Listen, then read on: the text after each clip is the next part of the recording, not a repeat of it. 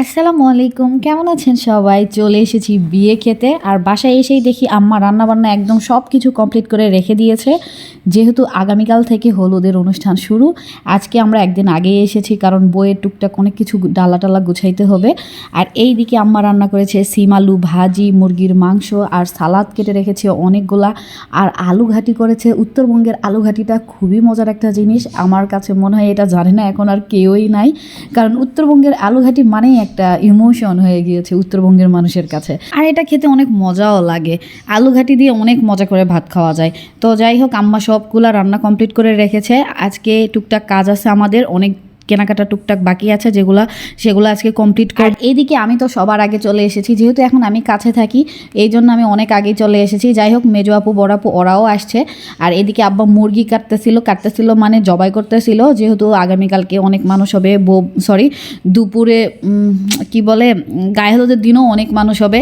তো এই জন্য আর কি আব্বা যতটা পারতেছে একটু আজকে রেডি করে রাখতেছে। অনেকগুলো মুরগি আনছে, সেগুলো জবাই করতেছে। আর এইদিকে মেজো আপু বড় আপু সবাই চলে এসেছে। আর ওদের ব্যাগগুলা দেখেন এক একটা কেমন ট্যাপা, মানে আমারও এরকম ট্যাপা অনেকগুলা ব্যাগ হয়েছে। আর আম্মা এদিকে সাববাক্সের ভিতর থেকে সব লেপ কাঁথা বালিশ অনেক বের করে রাখছে, কারণ যেহেতু অনেক মানুষ হবে এই জন্য সব বের করে একদম গুছে রেখে দিছে। এবং বেশ কিছু লেপ কাঁথা ভাড়াও নিতে হয়েছে, কারণ যেহেতু আমাদের অনেক মানুষ হয়ে গিয়েছিল।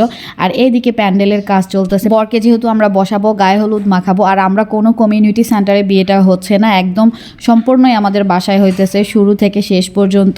তো এই জন্য আমাদের খাটনিটাও একটু বেশি হচ্ছে। কমিউনিটি সেন্টারে বিয়ে হইলে দেখা যায় যে ওই পরিমাণে কষ্ট হয় না, কিন্তু আমার কাছে মনে হয় বাসায় বিয়ে হওয়াটার ভিতরে আনন্দ বেশি। কমিউনিটি সেন্টারে হইলে ওইটার একটা মজা, বাড়িতে হইলে এইটার আর একটা মজা, দুইটাই মজা। কিন্তু বাড়িতে হইলে সব কিছুর একটা অ্যারেঞ্জমেন্ট হয়, বাসায় এইটার মজা আমার কাছে একটু অন্যরকম লাগে। আমাদের 3 বোনেরই বিয়ে ওই রকম ধুমধাম করে হয় নাই, একদম সাডেন হয়ে গিয়েছে। কিন্তু আমার ছোটো ভাইয়ের বিয়েটা অনেক প্রিপারেশান নিয়ে আমরা দিচ্ছি, কারণ ইচ্ছে ছিল যে সে যেহেতু অনেক ছোট, মানে আমাদের সবার ছোট, তো একটুখানি যাতে আমাদের একটা প্রোগ্রাম হয় বড় করে, এই জন্য। আর এদিকে সবগুলো মুরগি জবাই করা হয়ে গিয়েছে। আর আনো ফুপু একটা করে সব মুরগি পরিষ্কার করতেছে। দেখেন সবগুলো কমপ্লিট হয়ে গেছে পরিষ্কার করা, এখন সবাই কাটতে বসে গিয়েছে। আমি অবশ্যই এগুলো একটু কাটাকাটি করতেছি না, কিন্তু অন্য কাজ কিন্তু আমি অনেক করছি, একদম মানে অনেক কাজ করছি, অনেক যদি বা মুরগি কাটি নাই তো কিছু অন্য কাজ তো করছি। মানে মুরগি কাটা শেষ করে আর একটা কাজ, একটা শেষ করে আর একটা কাজ, মানে কাজ শেষ হইতেছে না, এত কাজ বাপরে। বাড়িতে বিয়ে মানে কাজ থাকবেই, এটাই স্বাভাবিক। আর এই দিকে দেখেন শুরু হয়ে গিয়েছে নাচ গান, মানে ইজা জায়রা মানহা এদের আনন্দেই আনন্দ, এদের আনন্দের জন্যই মূলত বিয়েটা আরও যাতে অনুষ্ঠান করে হয়, এই জন্য আমরা সবাই প্রিপারেশান নিচ্ছি, কারণ বাচ্চারা একটু আনন্দ করবে, ওরা একটু মজা করবে, এই জন্য। দেখেন কি ডান্স দিতেছে ওদের ডান্স। এখানে যদি আপনাদেরকে আমি গানটা দিতে পারতাম অনেক ভালো লাগতো, কিন্তু দিতে পারি না বিকজ কপিরাইট খেয়ে যাব, এই জন্য।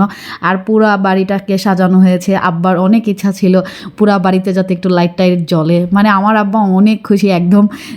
সে এই জিনিসগুলো খুব একটা পছন্দ করে না জাঁকজমক, কিন্তু যেহেতু হুজাইফা ছোট আর আমাদের একটাই ভাই, এই জন্য আব্বাও অনেক চাইতেছিল যে সব কিছু যাতে খুব সুন্দরভাবে হয়। তো দেখেন পুরো বাড়িটা অনেক সুন্দর করে সাজানো হয়েছে, দেখতেও ভালো লাগছিল। তো সাজানোর পরে আব্বা বলছিল যে যাও তোমরা একটু দেখে আসো কেমন হয়েছে।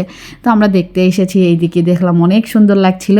আর এই দিকে দেখেন পেডিস খাইতেছি, মানে আসার পর থেকে দেখা যাইতেছে টুকটাক এটা সেটা করা হইতেছিল। আর এইদিকে পেডিস নিয়ে আসা হয়েছে, তো সবাই মিলে বসে বসে এখানে পেডিস খাওয়া হইতেছে।